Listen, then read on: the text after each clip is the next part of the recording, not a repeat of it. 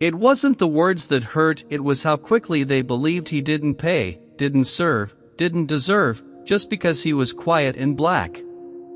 The boy didn't say anything when Elijah sat beside him. But his mother did, not with words, but with the way she moved her purse and pulled her son close. It wasn't loud. It wasn't new. But for a man who once wore a uniform, it still stung. How many times must someone prove they're safe, before they're simply left alone? The bus arrived with a long sigh of air brakes and dust. Late afternoon sunlight filtered through the scratched windows, casting lines of gold across the empty vinyl seats. Elijah McCall climbed aboard slowly, gripping the railing with one hand and a folded VA card with the other. His back was still straight, though it had learned the weight of silence over the years.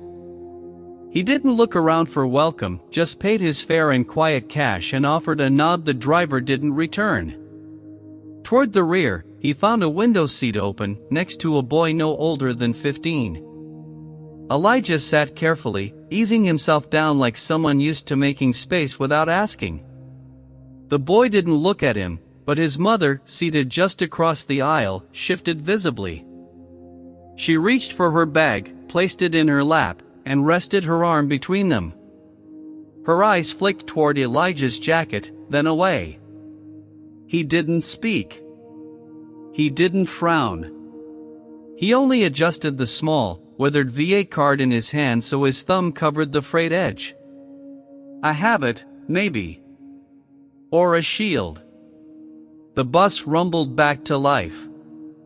The boy looked down at his shoes. The mother looked out the opposite window. And Elijah looked straight ahead. Not because there was something to see, but because it was safer than looking back. The bus slowed again as it pulled to the next stop, just past the corner where a faded hardware store leaned tired against the afternoon light. The doors hissed open, and a man in a dark blazer and polished loafers stepped on. His steps were quick, assertive, like the world moved for him and not the other way around. Doug Halbert didn't look around much, just enough to scan the rows and head straight for the back. When his eyes landed on Elijah, sitting by the window, he paused. "That's my seat," Doug said, standing firm in the aisle. Elijah didn't react at first. Just sat there with the VA card resting quietly on his lap, as if the seat had never needed defending before. His voice, when it came, was even. Paid the same as everyone else. Doug's brow lifted, a chuckle in his throat that didn't quite reach his lips. He shifted his weight slightly, glancing toward the driver up front but not calling out. "Not yet. Look, I take this route every Thursday. That seat's where I sit." Elijah didn't move. Didn't argue. Just rested his hands on his knees like he had all the time in the world and none of the urgency Doug carried in his voice. The boy across from them looked away. His mother didn't. Doug's tone changed, less friendly now, like he'd been forced to say something he thought was beneath him. "Come on, man. Let's not make this a thing." Still no movement from Elijah. So Doug added one more thing, quieter this time, like a truth he only said when he felt backed into a corner. "You people always push it." That's when the silence shifted. Not loud, but sharper somehow. The kind that made people straighten their shoulders or suddenly remember they had phones to look at. The driver didn't say anything. Elijah didn't either. He just looked down for a moment, adjusted the card in his lap until the name on it was face up. Then he turned his head, slowly, and looked back out the window. The bus rolled forward again. But the air inside had changed. Not because of what was said, but because no one said anything after. Elijah didn't flinch. Not when the words hit. Not even when Doug shifted his feet, like he expected a reaction. The VA card stayed right where it was, in his lap, thumb resting gently over the corner where the laminate had begun to peel. His eyes didn't leave the window. But he wasn't looking at anything now. Not the trees rolling past. Not the faces in their reflections. Just stillness. Doug stood there a second longer, arms crossed now, waiting. The pause grew heavy. Then came the click of a tongue. Quiet, but loud enough. "This is what I'm talking about," Doug muttered. "Can't even be decent about a seat." Elijah reached up, one slow hand gripping the back of the seat in front of him. His other hand folded the card carefully, once, and slid it into the pocket of his jacket. He rose slowly, no hurry, but no weakness either. His legs were stiff, but his posture held. He didn't speak. Not to Doug. Not to the driver. Not to the woman still watching from across the aisle. He stepped into the aisle, brushed past without a word. Doug moved just enough to let him through, just enough to feel like he hadn't lost. The air in the bus held still, like it was listening. Elijah didn't look back. He walked toward the front, passing rows of faces pretending not to see. One man faked a cough. A teenage girl pulled her headphones higher. He stopped near the front, not at a seat, just standing, holding the rail, like that was enough. Like maybe it always had been. The driver said nothing. His eyes stayed on the mirror. A few seconds passed. Maybe more. Elijah looked down at his shoes' worn soles, polish faded, and then lifted his gaze just enough to catch the yellow line near the door. He didn't ask to get off. But the bus was already slowing down. And no one, not even the driver, asked why. The bus eased to a stop beside a strip of cracked sidewalk where no one waited. The driver didn't make an announcement. Just kept one hand on the wheel, the other resting near the door lever. Doug stayed seated now, content, legs stretched just enough to make his presence felt. Elijah stood near the front, still holding the rail. The metal was warm where others had touched it all day. The silence grew noticeable. Then the driver cleared his throat. "Sir," he said quietly, not quite looking back. "I think it'd be best if you stepped off for now. Just to sort things out." Elijah blinked, once. Not in surprise. Just slowly. He didn't speak. The door hissed open with a rush of air that sounded louder than it needed to. "I'm not saying you didn't pay," the driver added. "Just easier this way." No one turned around.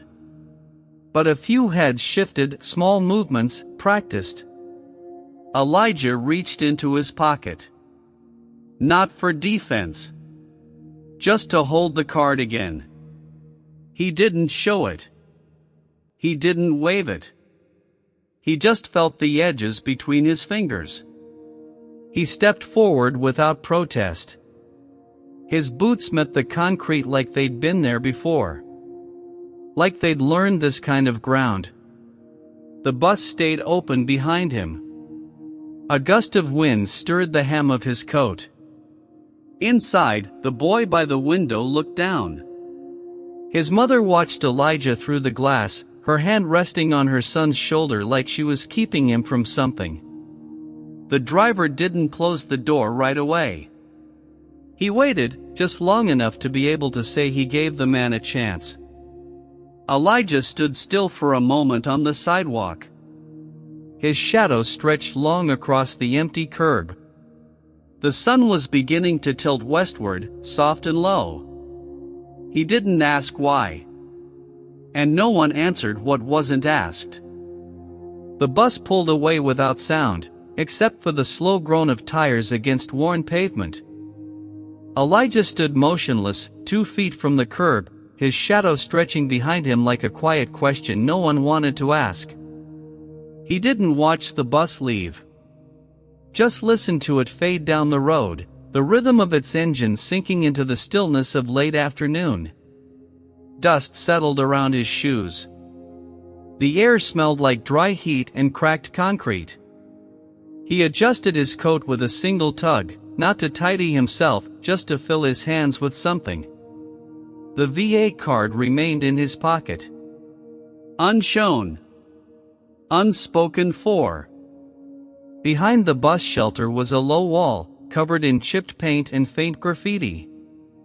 Elijah stepped over slowly, boots dragging just slightly, and eased himself down onto it. The wall was no taller than 12 inches, but it took effort. His knees bent like old hinges. He sat there, elbows on his thighs, back straight. Waiting for nothing. Cars passed in 2s and 3s, none of them slowing. The people inside didn't look.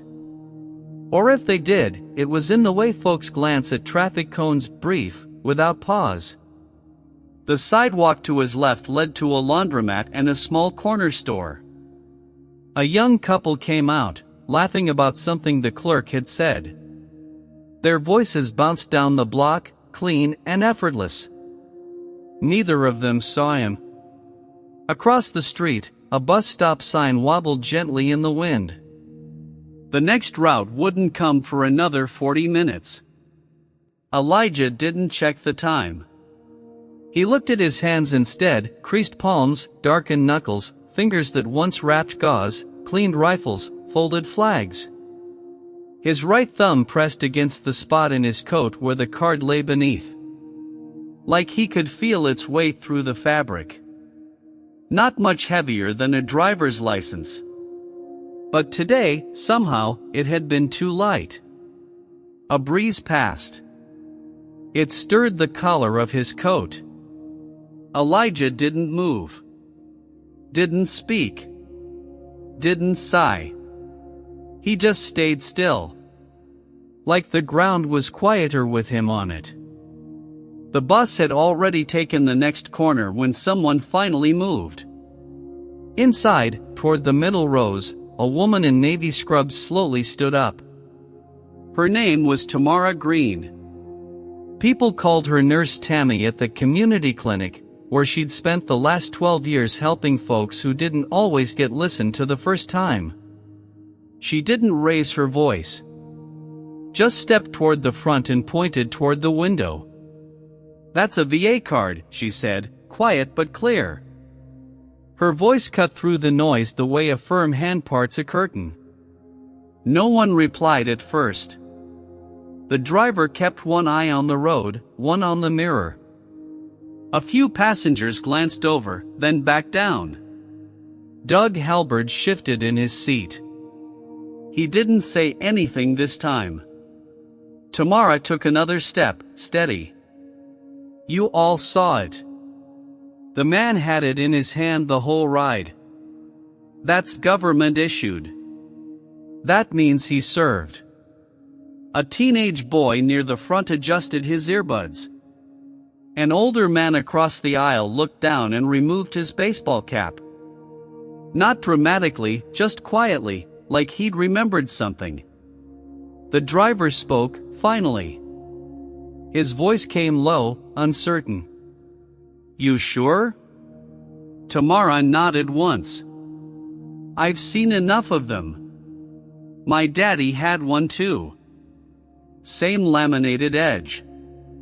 Same wear from being held too long." The driver glanced over his shoulder. Then slowed. His hand hovered near the lever that opened the doors.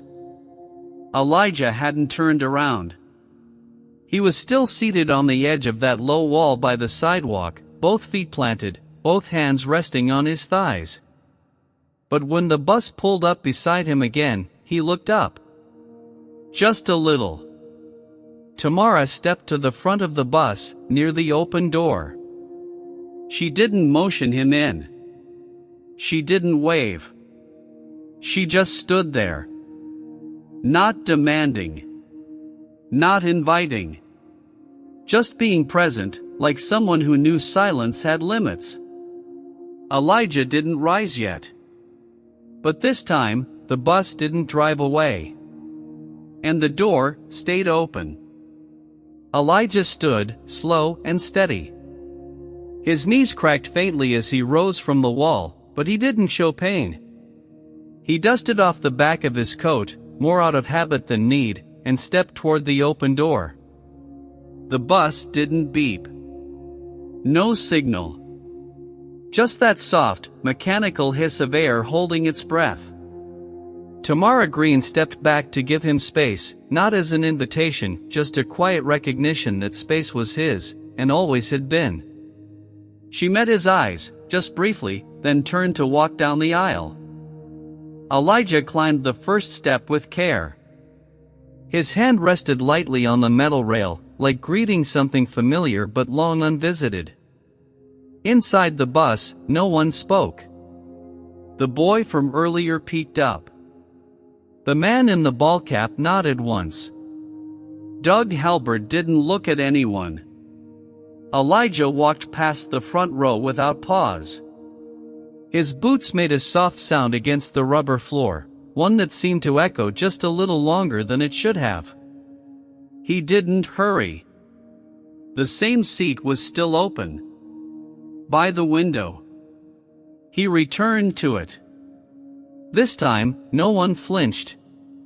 He lowered himself back into the spot he had never asked permission to take.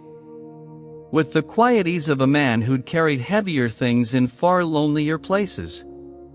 He reached into his coat, pulled out the VA card, and set it gently on his knee. Not to display. Just to rest it.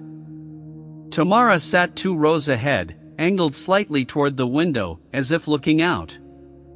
But her hands were still. Her back upright. The driver checked the mirror, nodded to no one in particular, and released the brake. As the bus pulled forward, the rhythm returned. Tires turning. Engines humming. But something beneath it had shifted slightly, silently. The card stayed there on Elijah's lap, edges curled, name slightly faded, catching the sunlight in a way that made the laminate look like it might have been gold. It wasn't. But for a moment, it looked like something earned. And finally, something seen. The bus moved steadily now, winding through blocks lined with chain-link fences and mailboxes that leaned just a little too far forward. The late daylight slanted across the seats, warm but dim, like the sun was losing interest in the town. Elijah sat quietly in the same place, his back straight, his hands resting on his thighs. The VA card still sat on his knee, unmoving. The ride didn't feel longer than before. It just felt more still. As if the silence had made room for something to settle. Tamara didn't turn around. But she remained sitting forward, posture calm, as if anchoring the space with presence alone. Her stop was 2 more ahead. She didn't reach for the cord. Not yet. The man with the ball cap looked toward Elijah once. Just a glance. No nod this time. But he didn't turn away quickly either. Outside the window, the grocery store passed by in a blur, its faded banner flapping with half a corner loose. A man pushed his shopping cart across the lot, slow like time itself couldn't rush him. The bus slowed at the next corner. Tamara finally stood. Her bag over one shoulder, her ID badge clipped to her waist. She walked to the front without a word, holding the rail gently as the driver pulled to the stop. Before stepping off, she looked back. Not at everyone. Just at Elijah. "Thank you," she said, soft. Elijah looked up. Eyes steady. He didn't smile. Just nodded once. "Thank you for seeing me," he replied. Then she was gone, walking into the hush of a quiet street, her footsteps folding into the wind. The door closed with a soft breath, and the bus moved again. Elijah shifted slightly. Not much. Just enough to lean back a little. The VA card slipped from his knee and landed on the seat beside him. He left it there. Outside, the sky had gone gold, then amber, and was now moving slowly into blue. Inside, no one spoke. And for the rest of the ride, no one had to. Sometimes dignity isn't taken with force, it's chipped away by silence. Elijah McCall never raised his voice. He didn't beg to be seen. He carried his service in a folded VA card and the way he sat straight, even when the world leaned away.